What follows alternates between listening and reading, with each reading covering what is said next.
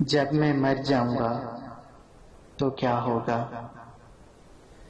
میرا ٹیلی gram of line ہو جائے گا، میری فیس بک آف لائن ہو جائے گی، میرا واٹس ایپ آف لائن ہو جائے گا، میرا وائبر اکاؤنٹ آف لائن ہو جائے گا، پھر میری پوسٹ پر کمنٹ ایڈ نہیں کیے جائیں گے۔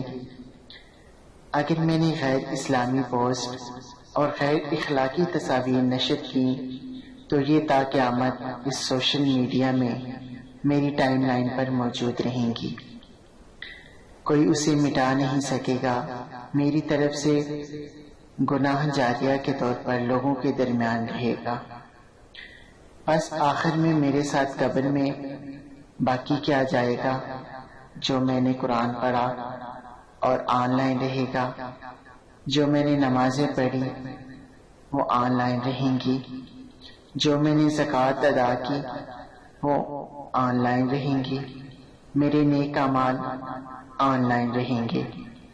اگر میں نے سوشل میڈیا پر اسلامی اور مفید پوسٹ شیئر کی تو ہو سکتا ہے کسی کے لیے یہ فائدہ مند ثابت ہو جائے اور یہ صدقہ جاریہ کے طور پر آن لائن رہیں گے۔